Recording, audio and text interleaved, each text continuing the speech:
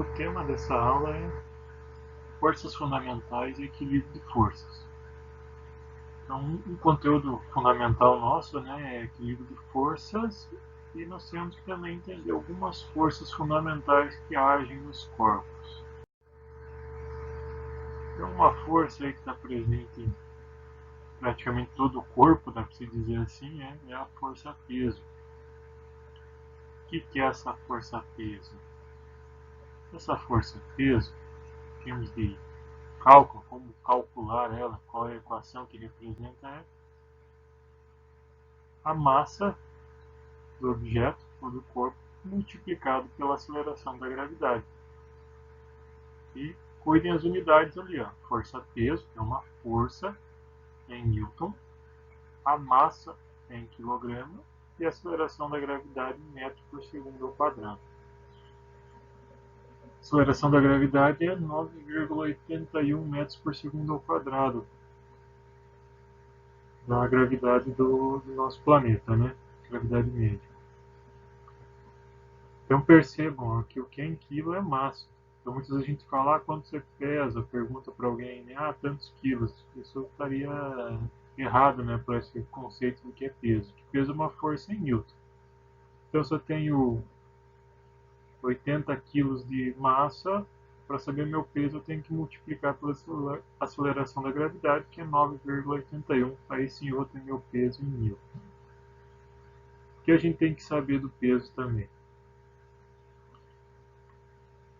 Olhando aquela caixinha ali, peso sempre vai apontar para baixo, ou seja, em relação ao solo, em relação ao centro da Terra, Então é uma força que tem total relação aí com a gravidade, Então é uma força também chamada de força gravitacional. Não importa se a gente inclinar esse objeto ou não, sempre vai ser para baixo. Então observe, não importa a inclinação daquela caixa, peso sempre para baixo, Então, não vai mudar nunca essa inclinação. Vai ser sempre para baixo, sempre totalmente na vertical. A gente considera aqui para baixo, o chão, ou seja, o para baixo seria em direção ao centro da Terra, Então, onde nós temos o sentido aí da força gravitacional. Outra força importante que age aí também em boa parte dos corpos é a força normal. Essa força normal é uma reação do plano de apoio. Então, ela só vai existir se tiver apoio. Sem apoio, não tem força normal. E ela sempre vai ser ortogonal ao plano de apoio, ou seja, formando 90 graus com ele. Então, observando aquela caixinha ali, ela está apoiada no solo, só solta ali no solo. Eu vou ter uma força normal para cima. Ela contém outras forças ali também, obviamente, O peso é uma delas, aqui só deixando mais a amostra que só a normal. Mas eu tenho peso para baixo. Se não tiver mais nada que faça essa caixa ficar parada ali, imaginando que ela esteja parada, com o peso digamos assim, ela não ficaria parada, ela estaria sempre indo na direção do que o peso está apontando, que seria para baixo, ela estaria caindo eternamente. Mas não é isso que acontece. Se ela está apoiada, ela tem um apoio que está segurando ela, e esse apoio vai gerar uma reação, e essa reação é o que a gente chama de força normal. Então, se eu tenho um peso de 100 newtons para baixo, nesse plano de apoio totalmente na horizontal, eu vou ter uma reação normal de 100 newtons para cima, as duas se anulam, então essa caixa permanece parada. Agora, nesse caso aqui, se eu inclinar a caixa, aí a força normal inclina junto, porque ela é sempre ortogonal ao plano de apoio. O plano de apoio foi inclinado, não somente a caixa. Então, inclinou junto. Se tiver um plano de apoio totalmente na vertical, também. A caixa está apoiada naquele plano na vertical, então eu também tenho a força normal ortogonal àquele plano. Claro que para esse caso aqui eu não conseguiria largar a caixa ali e ela ficar parada sem ter mais algumas forças ali para que isso ocorra. É só observarem como é a atuação da força normal numa situação dessa. A força de atrito também uma outra força de reação, que ela sempre vai ser uma reação à tendência do movimento ou ao próprio movimento se ele existir. E aí a gente tem o atrito estático e o dinâmico. O estático é quando o corpo está parado ou não tem deslizamento nenhum. Então, se eu tentar empurrar uma caixa e ela não se move, eu tenho a força de atrito ali que está mantendo ela totalmente parada. Se eu começar a empurrar ela, ela começar a arrastar, também tem atrito, mas o atrito é o atrito dinâmico, ele está ali fazendo uma força contrária, mas eu tenho o deslizamento. Algumas vezes a gente tem movimento, tem atrito estático. Por exemplo, um carro andando, né? Um carro, o que ele tem ali de contato com o solo é o pneu. E o pneu, em relação ao solo, está num atrito estático. O carro está em movimento, mas o atrito do pneu com o solo é estático. E é isso que faz ele mover. Mover com eficiência. Se eu tivesse atrito dinâmico ali, eu teria deslizamento do pneu com o solo. Ou seja, o pneu estaria patinando no solo. Aí eu tenho um atrito dinâmico, é um deslizamento. Mas como eu tenho atrito estático, aquele movimento do pneu girar, ele trava no chão e empurra o carro para frente. Então eu tenho um atrito estático. Quando eu perco esse atrito estático, é quando eu tenho um deslizamento, derrapamento, quando digamos que eu pisei forte no freio, um freio que não é ABS, e o pneu trava e o carro desliza nessa frenagem. Aí eu tenho uma situação de atrito dinâmico. E isso aí dá para a gente já observar uma coisa, que o atrito estático é maior que o dinâmico. E quando a gente freia, um exemplo bem prático, né, quando a gente freia um veículo sem travar as rodas, sem deslizar, a gente consegue frear numa distância menor do que quando a gente desliza com as rodas. Então aqui é uma representação. Se aquela caixa ali tivesse movimento para a direita ou tendência dele, eu teria então uma força de atrito contrária. Inclinou, né? Tem a caixa inclinada, mesma coisa. A tendência de movimento seria para baixo ali, né? Na relação àquela inclinação, força de atrito contrária.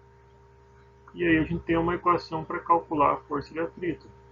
A força de atrito é calculada em newtons, a unidade de medida, vai ser a força normal vezes o coeficiente de atrito. Esse aí não tem, não tem unidade. Né? E ele pode ser estático ou dinâmico, só muda o valor dele entre as mesmas superfícies. Tá? O coeficiente entre superfícies, por exemplo, entre borracha e madeira é um coeficiente, entre vidro e grama é outro coeficiente, e aí por diante.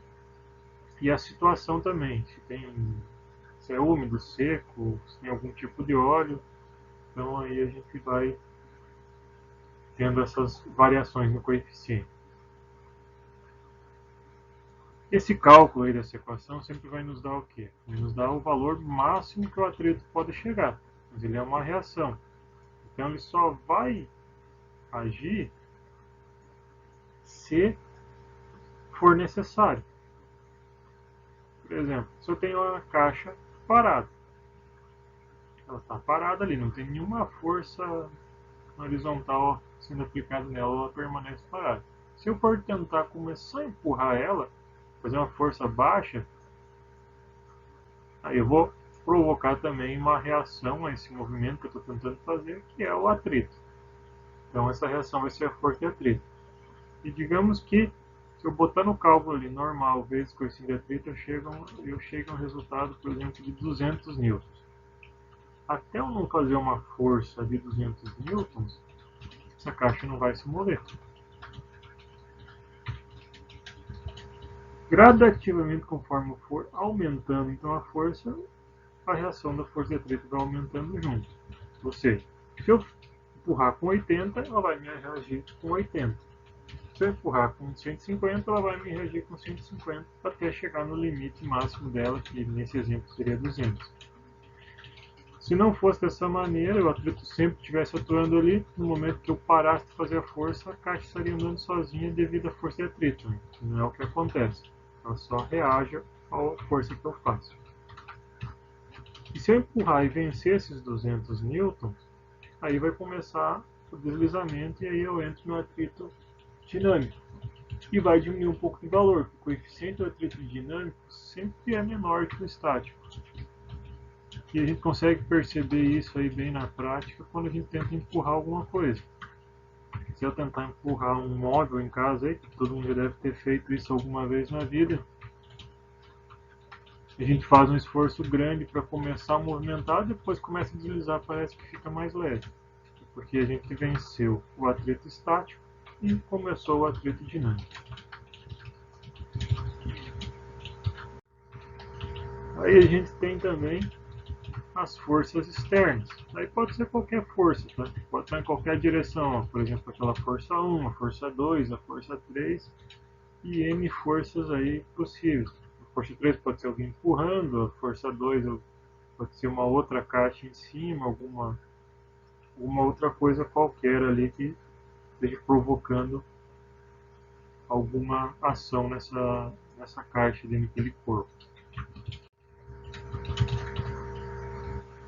Aí nós temos também aqui uma ferramenta fundamental para a gente conseguir resolver os problemas, que é o diagrama de corpo livre. Até agora, gravando que viu um erro ali, tá? Diagrama, o correto é diagrama de corpo livre. Eu vou corrigir isso aí para o PDF. E consiste em a gente fazer o que? A gente isolar os corpos aí do problema e colocar as forças atuantes nele de forma isolada. Pegando um exemplo aqui, só esse corpo aqui, né? Digamos que eu tenho uma força 1 e uma força 2 ali agindo nele. Agora vamos fazer então o diagrama de corpo livre. Ele está apoiado no chão ali, eu esqueço aquele chão. Se tivesse cordas presas nele, mais outros corpos, um colado no outro, um empurrando ele, ou ele preso em alguma outra caixa através de uma corda, eu elimino tudo isso e vou colocar as forças. Então vamos lá. Vou ter então a força 1 e a força 2, né, o que já está evidente ali, é só redesenhar. Aí a gente tem o que? Esse corpo tem massa, vai ter o peso, sempre para baixo. Aí se ele está apoiado, como é o caso, né, ele vai ter normal.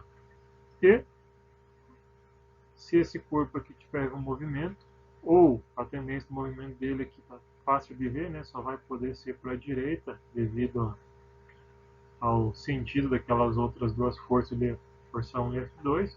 Então eu vou ter aí uma reação de atrito na direção ali do plano que essa caixa ia deslizar, né? Contrária à tendência ou ao movimento. E aí eu tenho todas as forças aplicadas nessa caixa. A gente vai para a próxima etapa aí para resolver os problemas, tá? Que eu vou falar na sequência. Que a próxima etapa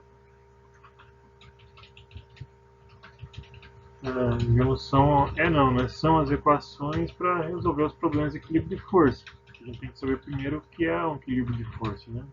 Então, isso vai acontecer quando o sistema vai estar equilibrado, ou seja, todas as forças atuantes ali somadas vai ser igual a zero. Então, naquele desenho anterior, se eu somar todas aquelas forças, aquela força 1, a força 2, a normal, o peso e a força de atrito, vai dar igual a zero. Para facilitar, a gente separa, facilitar o cálculo, a gente separa, de acordo com os eixos do plano cartesiano, as forças em x e y. Então eu monto duas equações de somatório de força em x e somatório de força em y igual a zero, para poder resolver os problemas. Então, boa parte dos problemas aí de engenharia a gente justamente quer um equilíbrio, né? Se eu, por exemplo, quiser fazer uma estrutura metálica qualquer, aí eu quero que ela fique em equilíbrio, que ela fique parada lá, e que suporte todas as cargas. E vai ser esse o cálculo que eu vou fazer. Um cálculo aí de equilíbrio de força. Não somente isso, né, mas é o começo. Então, como que a gente resolve um problema aí de equilíbrio de força? São 3 etapas. Primeiro é fazer o diagrama de corpo livre. Claro que antes de tudo é entender o que eu tenho que fazer, né? Interpretar bem o problema, mas já na hora da ação, então, eu tenho que primeiro fazer o diagrama de corpo livre. Isso é fundamental, tá? Porque eu vou enxergar, vai me facilitar a visão de tudo que está acontecendo naquele ou naqueles corpos que são relevantes para resolver o problema solicitado. E com o diagrama de corpo livre bem feito, eu não cometo nenhum erro a partir dali. Né? Então é prestar bem atenção na hora de fazer o diagrama de corpo livre e depois o resto fica mais fácil. Aí, segunda etapa é montar as duas equações, somatório de força em x e y, e por fim resolver a equação. Não vai ter nenhuma equação pronta. Eu quero calcular a força que vai fazer aquela caixa começar a se mover. Não tem uma coisa pronta. Eu tenho que montar todas as vezes baseado nessa mesma lógica assim. Então vamos ver um exemplo disso, né, para ficar mais fácil de entender. Então tem aquela caixinha ali com duas forças, força F e força F1. E o que eu estou pedindo ali? Ó? Calcule a maior força F possível de ser aplicada mantendo a caixa parada. Considere a massa da caixa igual a 450 kg, a força 1 igual a 6.925 newtons e o coeficiente de atrito igual a 0,18. Então vamos lá fazer as 3 etapas. Etapa 1, diagrama de corpo livre. Então desenho a caixinha, vou colocar as forças. Tem o peso, sempre para baixo, a força 1 está para a direita. Tem um apoio embaixo, né, horizontal, então minha normal ortogonal plano de apoio vai ser para cima. Tem a força F para a esquerda. E tem que colocar também o atrito. Nesse aqui fica difícil saber, o atrito está para a direita ou para a esquerda, porque eu tenho uma força 1 puxando para a direita e uma força F puxando para a esquerda. O valor da força 1 eu tenho, e da força F eu não tenho. Se eu tivesse o valor das duas, eu poderia saber qual que é maior, e aí eu saberia qual que seria o movimento ou a tendência dele. Como eu não tenho, eu tenho que analisar de outra forma. Eu tenho no enunciado escrito ali, ó, calcule a maior força F. Então eu quero o máximo de força F possível para a esquerda. Então se é o máximo possível, o máximo que eu puder fazer de força F para a esquerda, eu vou ter o meu atrito para a direita para tentar parar isso. Tentar parar esse movimento, evitar o movimento. Ou seja, vou aplicar tudo que eu posso aplicar de força para a esquerda, vai estar no limite de começar o movimento. Então, se eu botar um 0,1 Newton a mais para iniciar o movimento, então aí eu consigo interpretar que a tendência do meu movimento é para a esquerda. Então coloco minha força de atrito para a direita. Em ter situações que vai ficar mais claro qual que é o sentido da força de atrito. Né? Nesse aqui foi um pouquinho mais complicado, mas a gente consegue entender. Para a etapa 2, equacionamento. Então vou montar ali o somatório das forças em Y e o somatório das forças em X. Agora em Y, olha só o que está na vertical.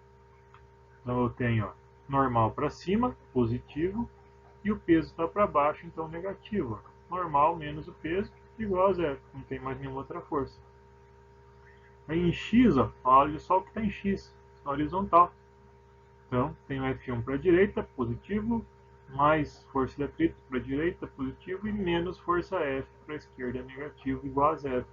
Então tudo que está para a direita é positivo, tudo que está para a esquerda é negativo.